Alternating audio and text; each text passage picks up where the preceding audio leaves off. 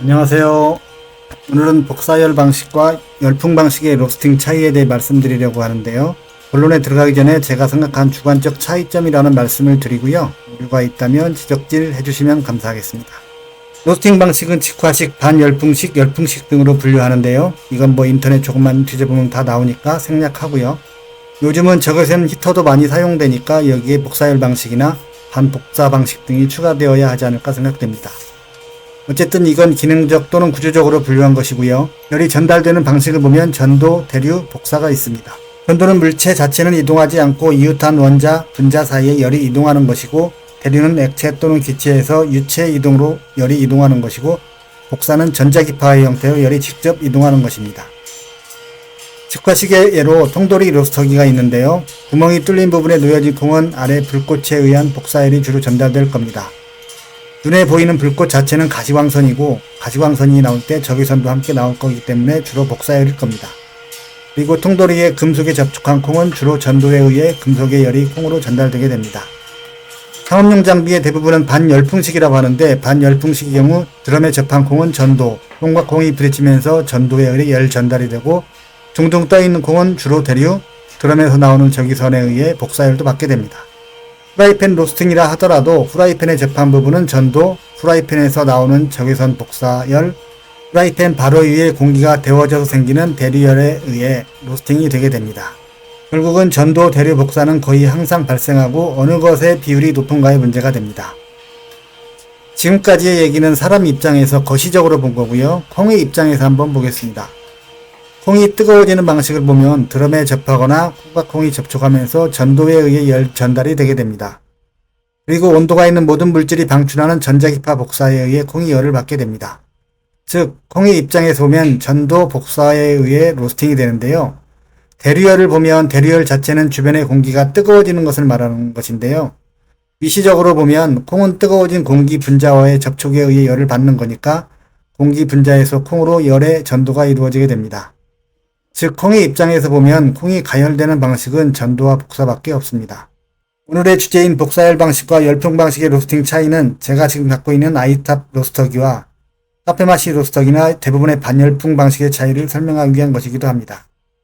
할로겐 히터는 적외선을 방출하는데요. 근적외선이냐 원적외선이냐의 이슈가 있는데 그냥 적외선으로 통칭하겠습니다. 적외선은 콩의 내부까지 깊숙이 침투하여 콩을 골고루 익힌다고 알려져 있습니다. 적외선이 피부에 침투하는 것을 이용한 치료법이 있고 같은 전자기파인 가시광선이 물 같은 물질을 통과하여 물속을 볼 수 있잖아요. 그러니 적외선이 생두에서도 그 깊이는 정확히 모르겠지만 어느 정도 침투한다고 생각하는 것이 합리적일 것으로 보입니다. 만약 적외선이 어느 정도 깊숙이 침투하지 못한다면 할로겐 히터를 쓰는 로스팅 기계가 아마 상용화되기 어려웠을 겁니다. 그럼 할로겐 히터에 의해 방출되는 적외선은 전자기파이므로 빛의 속도로 콩에 도달하고 콩에서 적외선이 도달한 부분과 그 내부까지 거의 빛의 속도에 가깝게 열 에너지가 전달됩니다. 매질에서의 전자기파의 속도는 광속 나누기 굴절률이니까 거의 광속이라고 해도 무방할 것 같습니다. 다만 깊이가 깊어질수록 그 에너지 크기는 줄어들 겁니다. 어쨌든 콩의 내부까지 금방 열 에너지가 전달되기 때문에 콩의 내부와 외부가 골고루 익혀지게 됩니다. 그림을 보시면 적외선이 도달되어 뜨거워지는 부분을 빨간색으로 표시했는데요. 햇빛도 그늘이 존재하잖아요. 적외선도 똑같은 전자기파이므로 적외선이 도달하지 못하는 그늘진 부분이 발생합니다. 이 부분에 있는 콩은 열을 제대로 받지 못하므로 볶음통 전체의 균일성은 안 좋을 것 같고 이를 해결하기 위해서는 교반이 중요할 것으로 생각됩니다. 열풍에 의해서 콩이 로스팅 경우를 보면 공기는 빈 공간이 있으면 잘 통하고 그늘진 부분이 거의 발생하지 않습니다. 심지어 콩에 기공이 있으면 그 기공을 타고 내부로 기체가 이동할 수도 있습니다. 따라서 볶음통 전체적으로 보면 상대적으로 훨씬 균일하게 로스팅 될 것으로 보입니다.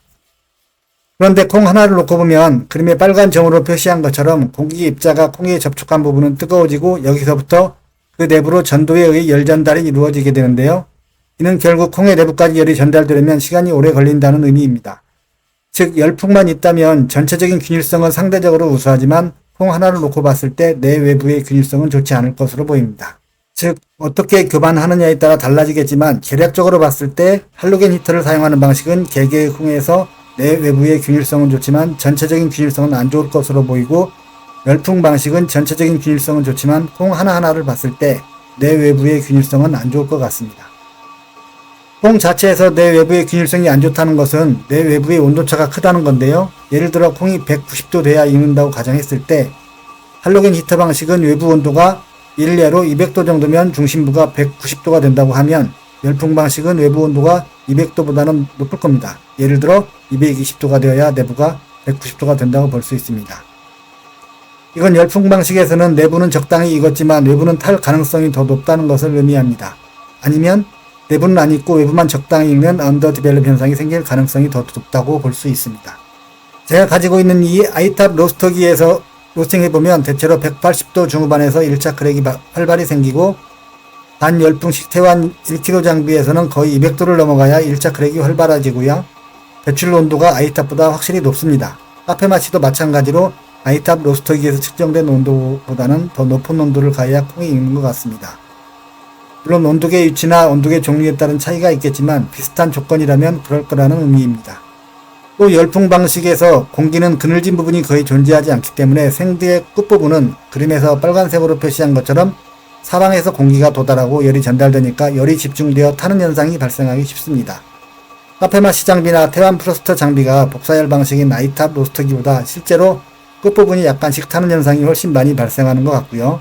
이게 심하게 되면 그림의 티핑 디펙트가 되는데 열풍 방식에서 티핑 디펙트를 더 쉽게 볼 수 있습니다. 복사열 방식도 끝부분이 얇으니까 열이 집중되긴 하겠지만 열풍 방식에 비해서는 끝부분 약한 부분 타는 현상이 적은 것 같고요. 대신 복사열이 면으로 도달하기 때문에 콩의 납작한 부분과 둥근 부분 등 끝부분이 아닌 부분에서 타는 현상이 상대적으로 더 많이 발생하는 것 같고요. 이게 심해지면 그림과 같은 스코칭 디펙트가 생기는데 아이탑 로스터기에서 가끔 볼 수 있습니다. 열풍 방식인 카페마시에서는 거의 보지 못했던 디펙트입니다. 특히 아이탑에서는 한쪽 면이 완전히 까맣게 타는 그림과 같은 디펙트가 종종 보이는데요. 이건 볶음통에 끼어서 생긴다는 분이 있던데 어느 정도 타당한 것 같습니다. 즉 이와 같이 심한 디펙트는 기계적인 문제로 보이지만 어쨌든 열풍 방식보다는 복사열 방식에서 원리상 한쪽 면의 일부 또는 전체가 타는 결함이 더 발생하기 쉬울 것으로 보입니다. 지금까지 설명한 것이 맞다면 적당히 교반을 잘 해줘서 볶음통 전체의 균일성이 문제가 없다면 할로겐 히터 방식이 내 외부가 고르게 익어서 좋을 것 같은데요. 과연 실제로 내 외부가 고르게 익는 것이 커피 맛을 좋게 할지 여부는 다른 문제인 것 같습니다. 겉바 속촉이란 말이 있잖아요. 내 외부가 다르게 익어야 여러가지 다양한 맛, 복합적인 맛이 나올 수도 있을 것 같고 고르게 익으면 맛이 단순해질 수도 있을 것 같습니다. 물론 개인 취향에 따라 호불호는 갈릴 수 있을 거지만 맛의 차이가 있긴 합니다. 오늘은 여기까지입니다. 감사합니다.